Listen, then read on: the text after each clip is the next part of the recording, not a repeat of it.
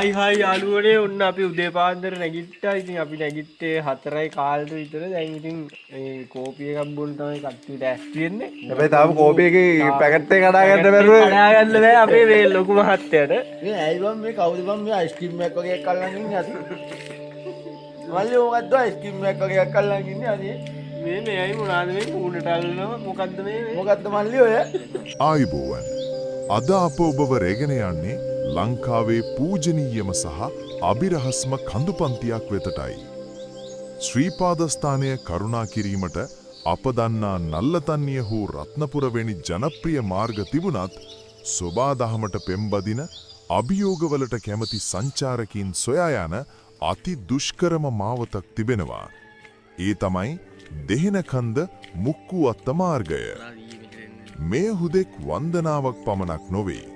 මෙය තමන්ගේම ඉවසීම, කැපවීම සහ ශාරීරික ශක්තිය උරගා බලන අධ්‍යාත්මික සටනක්. ශ්‍රී ලංකාවේ තෙත් කලාපීය වනාන්තරයක හදවත මැදින් දිවියන් රජ කරන අඩවියක් මැදින් යන මේ ගමන ජීවිතයේ ඔබ ලබන අමතක නොවනම වික්‍රමය වනු නොඅනුමානයි. අපේ ගමන ආරම්භ වෙන්නේ රත්නපුර දිස්ත්‍රික්කයේ හපුගස්තැන්න හරහා පැමිණි විට හමුවන දෙහෙනකන්ද වතියායෙන්. මෙහි ඇති කුඩා තේවතු ජනාවාස පසු කරමින් අප ඉදිරියට ඇඩෙනවා. මුක්කුවත්ත කියන්නේ මේ මාර්ගයේ හමුවන අවසාන මිනිස් ජනාවාසයයි. එතැන් සිට ඉදිරියට ඇත්තේ මිනිස් පහසින් ඈත් වූ නිහඬ වනාන්තරයයි. මොකද වෙන්නේ කොහොමද ඉතින් තත්ත්වේ?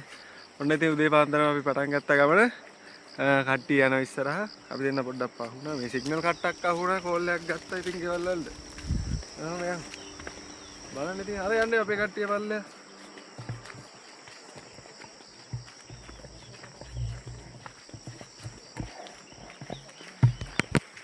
ඔන්න දැන් ආවත් ඒ වත්තක් මැද්දට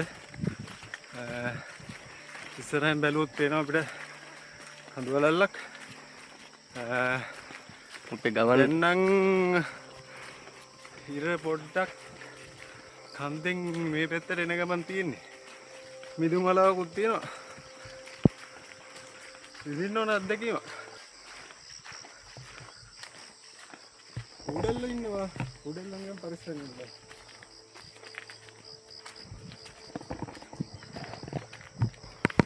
අපි දැන් දෙහෙනකන්ද මුක්කුවත්ත මාර්ගයේ ගමන් ආරම්භය. ඒ ස්ථානයේ ට්‍රේල් පොයින්ට් එක. අපි එතෙන්ට ඇවිල්ලා ඉන්නේ. මේ බුදුන් වැඳගෙන අපේ කටයුතු කරගෙන අපේ ගමනට බාධාවක් නොවෙන්න කියලා වැඳගෙන අපි එනම් ගමන් ආරම්භ කරමු. අපිට මේ හම්බුණා පාර පොඩ්ඩක් දැන් කරගන්න අයියගෙන. කියන්නේ පල්ලෙහා තේවත්ත තියෙනවා. තේවත්ත ඊට පස්සේ එතන පල්ලෙහා මොකද්ද ලයින් එක නේ? ලයින් එකේ ඊය කෙනෙක් අපිට ඊය රැ ඉඳන් උදව් වුණා. මේ දෙවන්නේ අපිට පාර කියනවා පොඩ්ඩක්. ඉතින් මේ ගල් පොත්ත ගායි. සුදු පාර ගල් තියෙන්නේ. මේ පාර අයින්නටම කොහොම අතරින් මෙහිදී ගම්වැසියන්ගෙන් පාර අසා ගැනීම ඉතා වැදගත්.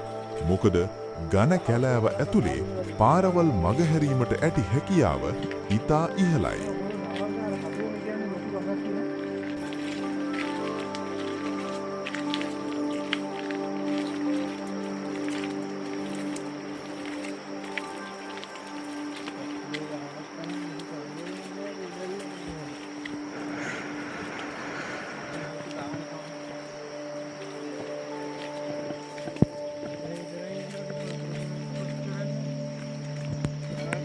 ශ්‍රීපාද මළුව ආසන්නයේ සිට ගලා එන කුඩා දොළපහරවල් එකතු වී රත්ගඟ නිර්මාණය වේ.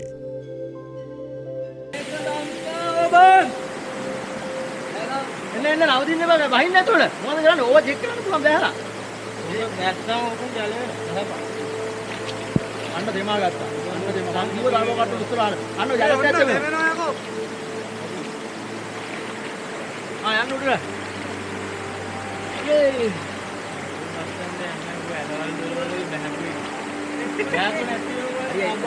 මෙම ගඟ දෙහෙනකන්ද මාර්ගයට සමාන්තරව හා ඇතම් තැන්වලදී හරහා ගලා යයි. රත්ගංගේ ජලය ඊටමත් සිසිල් වන අතර එය පානය කිරීමට තරම් ඊටා පිරිසිදුය.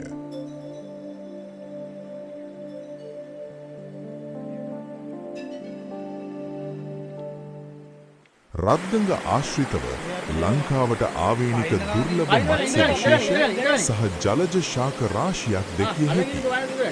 විශේෂයෙන්ම ගල්පාඩියා වැනි මත්ස්‍යයන් සහ මිරිගිය කකුළුවන් මෙහි බහුලයි.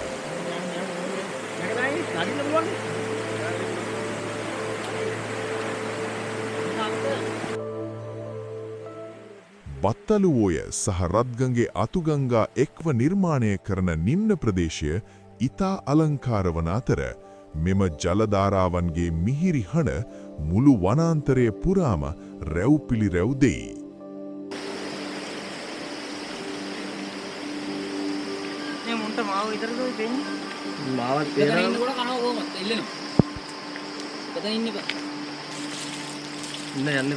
මෙය සමනල අභයභූමියේ හදවත බඳු මධ්‍යම කඳුකරේ ඉතා ඉහළින් පිහිටා ඇත.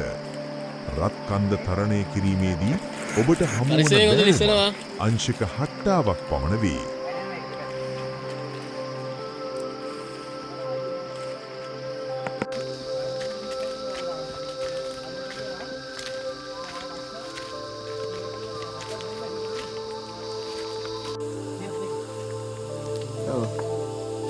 මෙහි සිමෙන්ති පඩිපෙළවල් නොමැති අතර අඩිපාර ඉතා පතුයි. ඇතැම් ස්ථානවලදී ඔබේ පාදය පමණක් තැබීමට තරම් ඉඩක් ඇත.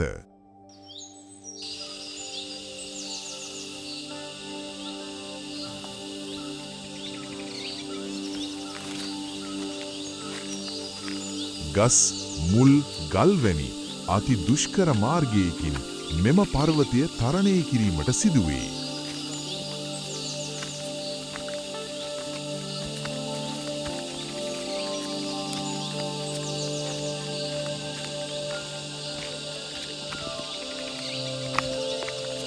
විනාඩි කිහිපයක ගමනක් නොවේ.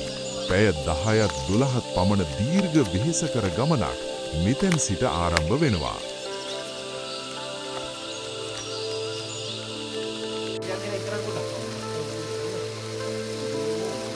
මේ මාර්ගයේ විශේෂත්වය තමයි අනෙක් මාර්ගමෙන් මෙහි විදුලි ආලෝකය නොමැතිවීම.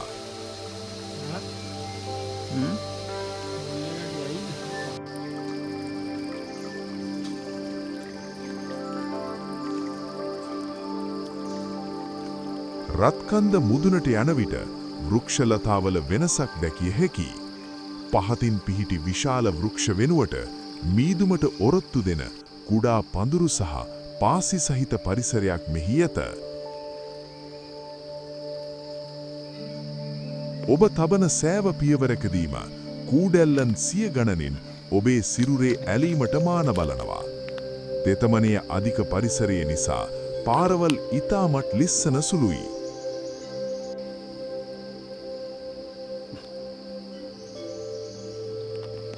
මෙහිදී පාවිච්චි කළ යුතු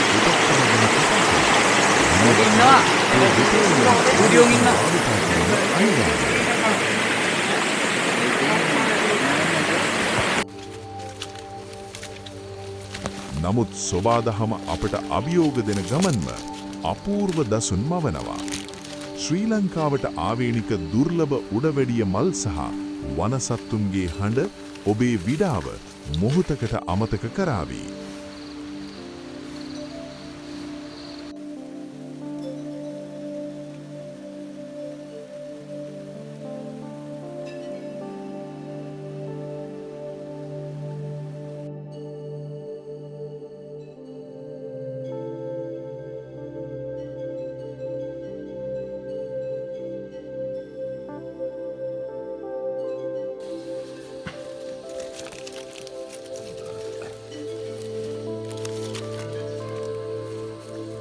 මෙහි කූඩාරම් ගැසීමේදී ඉතාමත් සැලකිලිමත් වීම යුතුයි. විශේෂයෙන්ම කන්දේ ඉහළට වැස්සොත් මෙහි වතුර වැඩිවීම එක්වරම සිදු වෙනවා.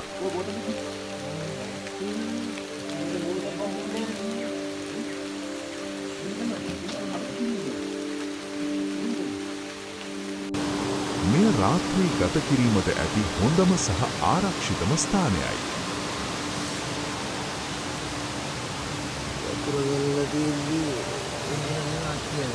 ඒ නිසා අවධානයෙන් සිටීම වැදගත්. රාත්‍රී පුරා කුඩා ගිනිවැලයක් දල්වා තියාදීම සහ කණ්ඩායමේ කීප දෙනෙකු අවධියෙන් සිටීම ආරක්ෂිතයි.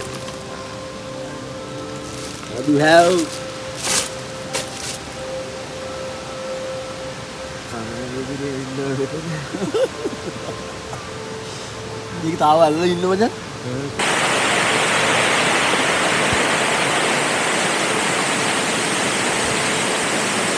ගමන අදත් පමණ ගිය පසු අප ළඟා වන්නේ මුහුදු මට්ටමේ සිට මීටර් 1520ක් උසින් පිහිටා පැරඩයිස් නම් අපූර්ව ස්ථානයක. වත්තලුවේ නිර්මාණය කරන මේ දියැල්ල පැරඩයිසේ දියඇල්ල ලෙසත් හඳුන්වනවා.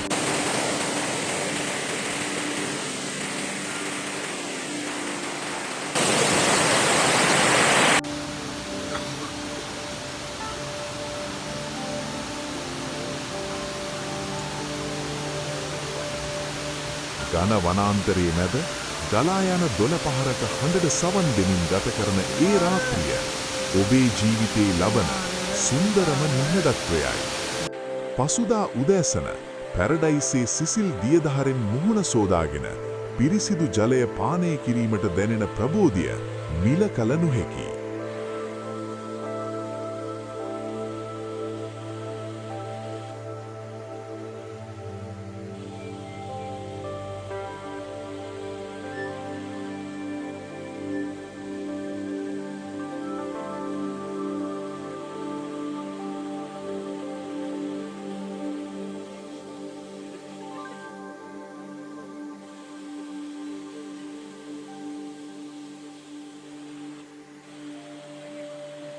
පසුදා උදෑසන පැරඩයිස්හි සිසිල් දියදහරින් සෝදාගත පසු දෙනෙන සනීපය සෝදාගත් විට දෙනෙන ප්‍රබෝධය මිල කළ නොහැකි. මෙම දියඇල්ල මේ පාරේ සිතගගුලයි. රත්නපුර රජමාවතෙන් එන විට හමුවන සිතගඟුලත් මෙයමයි.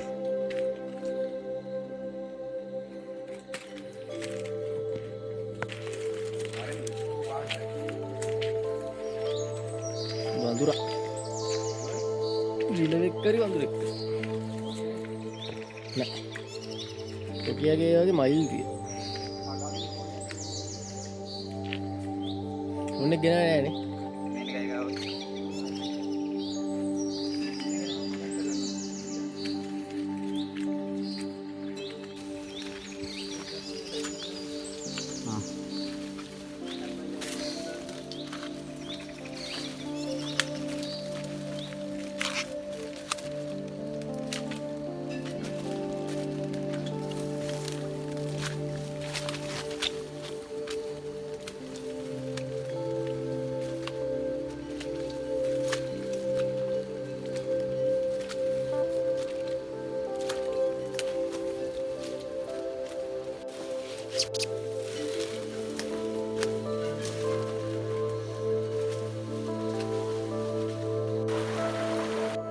ඉන්පසු අප ළඟා වන්නේ අග්ගලා දොළ වෙතටයි. මෙහි නම පිටුපස සුන්දර ජනප්‍රවාදයක් තියෙනවා. අතීතයේ දුෂ්කර වන්දනාවේ යෙදුණු ගෙමියන් තමන් ගෙනා අග්ගලා පංගුව සෝදාගෙන අනුභව කළේ මේ දොළ පහරින්. ඉන්පසු ආරම්භ වන්නේ ගමනේ අතිශය දුෂ්කරම කොටසයි.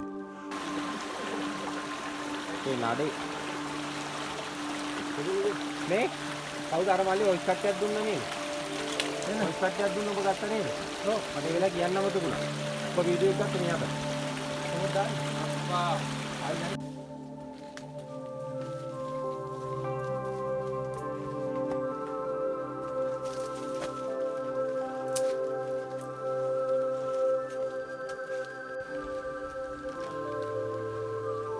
අංශක 80ක අති සිග්‍ර නැග්ම. පාරේතා පටුයි. සමහර තැන්වලදී අඩියක්වත් පළල නැහැ. මීදුම සහ අධික සීතල අතරින් ගස් මුල් සහ වැල් යන මේ ගමන ඔබේ මානසික ශක්තිය උරගා බලනවා. චන්ද! ඕ! අරේ!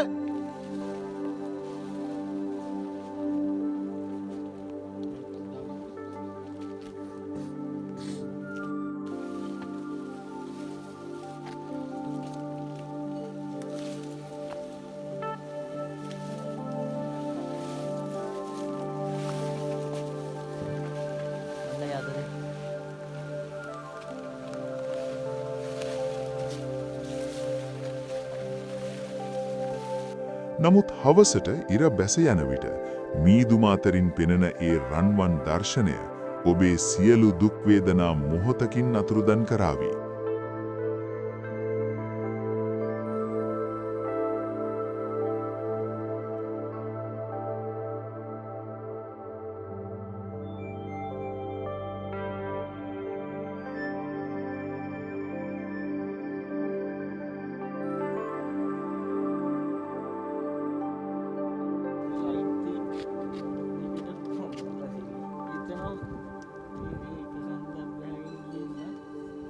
කන්දත් බහින්න ඕන. අර තියන්නේ අනිත් light set.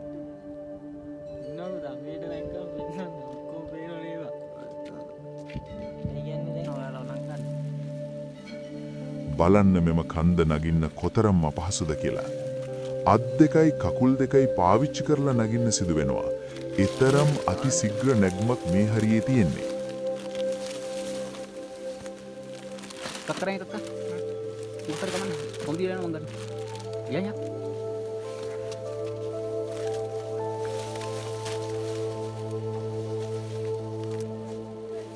Rumputah. Rumputah. Rumputah. Api wandin. Api wandin. Api wandin. Api wandin.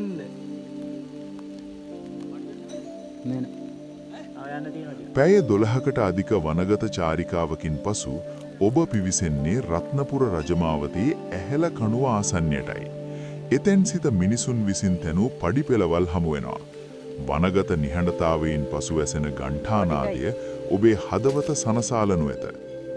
මීදුම් සලුවෙන් වැසුණු Sri Pada පද්මය අභියසට පැමිණෙන විට දැනෙන්නේ අපූර්ව නිහඬතාවයක්. මෙය හුදෙක් කඳුනගීමක් නොවේ.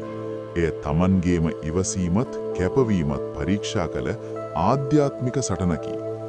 ගමන කෙතරම් රළු වුවත් අවසානයේ සුන්දර වන බව මේ දෙහෙන කන්ද මාවත අපට කියා දුන්නා. සමන් දෙවි අඩවියේ ආශිර්වාදය මෙද ඉරසේවේ රන්වන් කිරණ සිරිපා මළුව සිපගනිද්දී අපට දැනෙන්නේ සොබහදහමත් බුදු ගුණයත් අතර ඇති ඒ අසිරිමත් බැඳීමයි. ඔබත් පරිසරයට ලැබී අභියෝගවලට බිය නවන කෙනෙක් නම් මේ අත්දැකීම ජීවිතයට එක් කරගත යුතුමයි. ඔන්න ඉතින් අපි පෙරේදා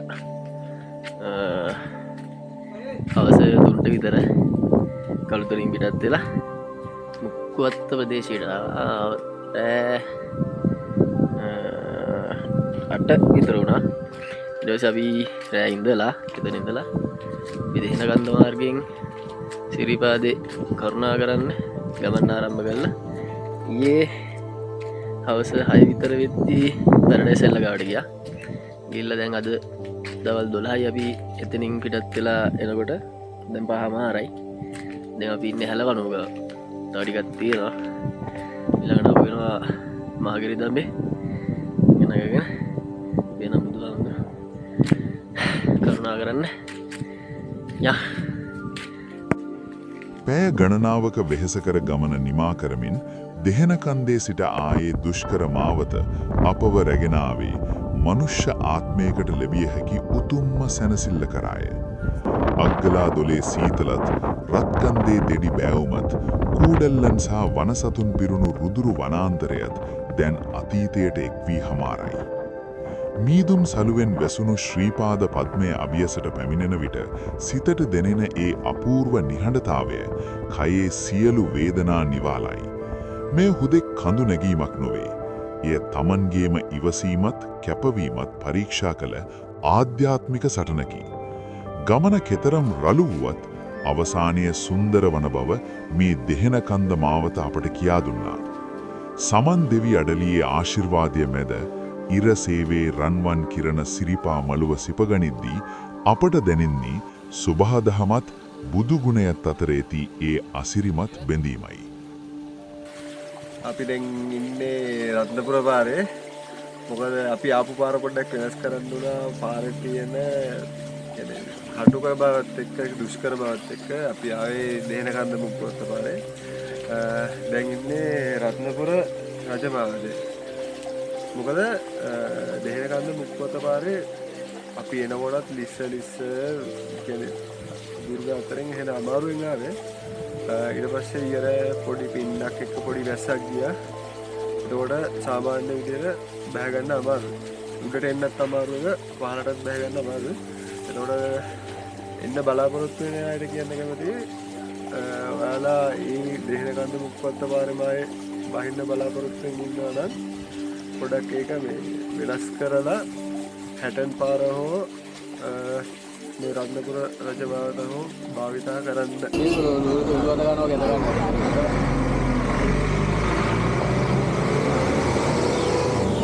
සර්මාගති උරලා කෑම කව.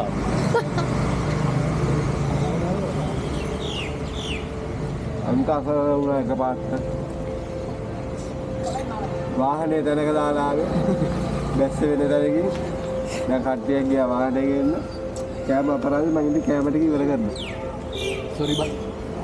අඩ කිව්වා.